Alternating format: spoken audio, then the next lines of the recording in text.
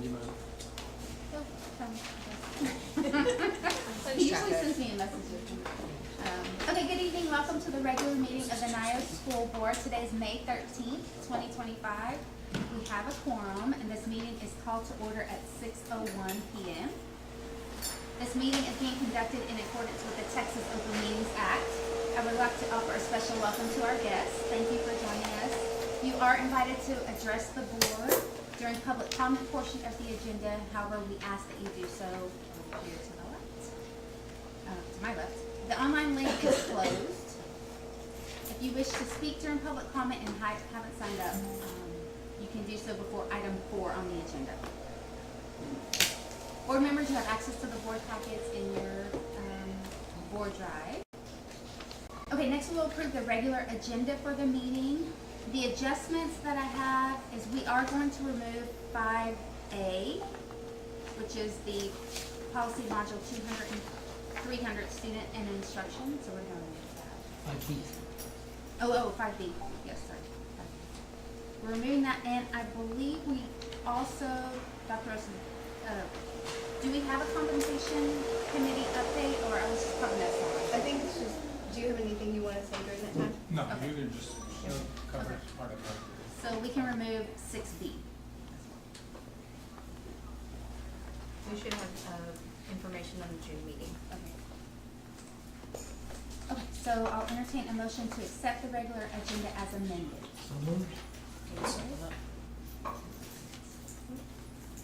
Okay, all in favor? Motion passes unanimously. Thank you all. Next item is the consent agenda, where we have the April minutes and the committee meetings. Y'all had the chance to look, and contracts. Okay. I'll entertain a motion to accept the consent agenda items. So moved. David? Second. All in favor? Motion passes unanimously. Thank you, guys. Public comment. Welcome to the public comment portion of the meeting. This is the time where the public is invited to address the board. You have the right to address the board on any agenda item prior to the board's consideration of the item or any area of concern. I don't believe we have anyone signed up. Is there anyone that wants to address the board today? Okay.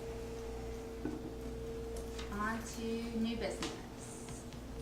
Okay, so we do have a guest today. I want to invite him to speak first. Evan from Bellwether should be on the line. We'll go ahead and get him first since he's waiting. Good evening, Evan.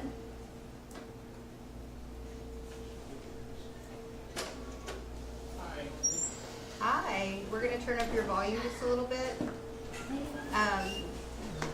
For the members of the board, just to introduce Evan, you guys all know him from Bellwether, and so tonight he's going to give the board an update on the work that the committee has been doing, and we have one more session coming up, so he'll give you guys a brief overview tonight. Evan? I'm here, sorry, I'm just so a little earlier than I thought. It's either early or late.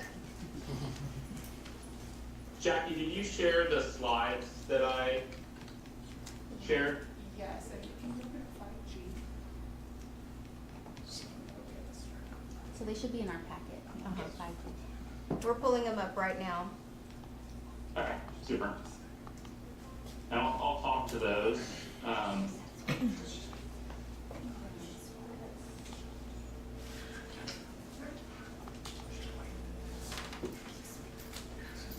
Yes, that one.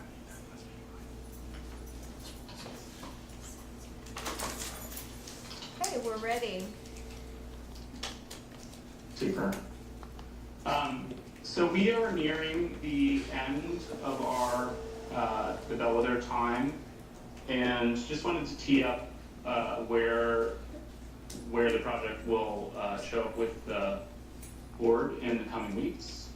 You can see on slide 2 we're in the final weeks here. Those board members who are part of the steering committee for the project are going to be in their final working session this Friday. And then at that session, we'll essentially in the key outlines of the replication plan.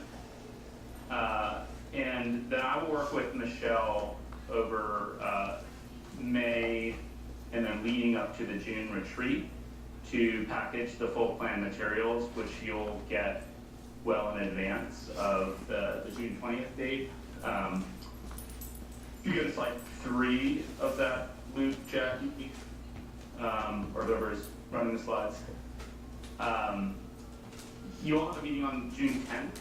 I think what Michelle and I talked about, although obviously it's up to you all, is talking about the high school facility options and kind of space options for the current campus that Blueprint is putting together.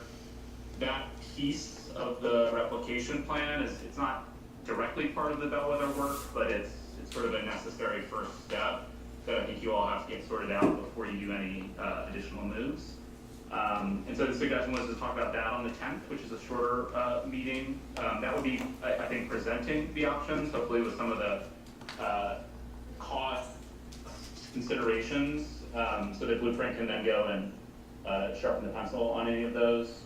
And then on the 20th, those facility options in the near term will be part of the longer term timeline for replication, which will lay out, here's the kind of year by year path, key actions for Michelle and the team to take on, and then solicit your input and questions to see if there's any additional information or presentation of the content needed to get to a decision at the July board meeting.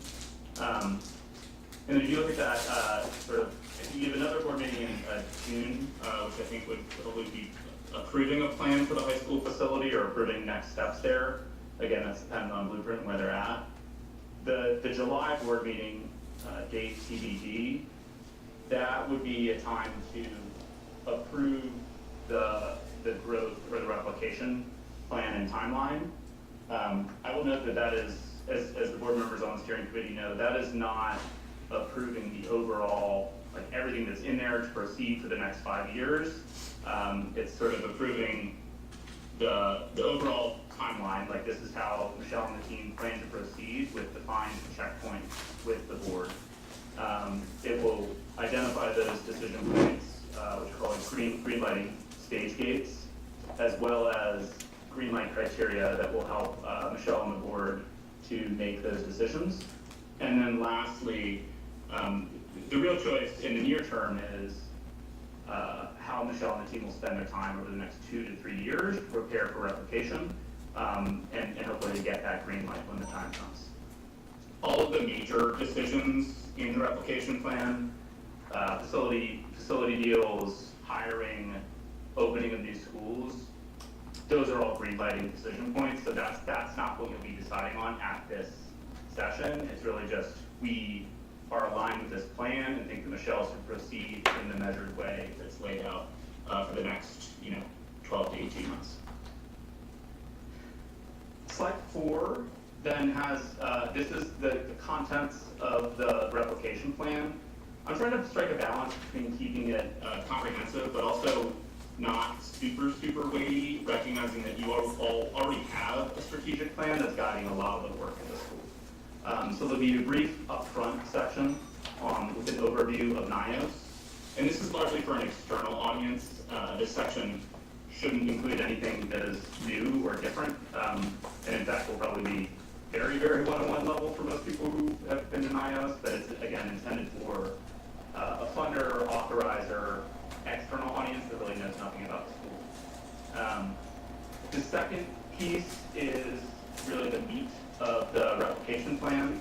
So it talks about the key goals or outcomes of the plan, priorities and supporting initiatives, which is where the team, Michelle and the team will be spending time over the next couple of years to really prepare for growth.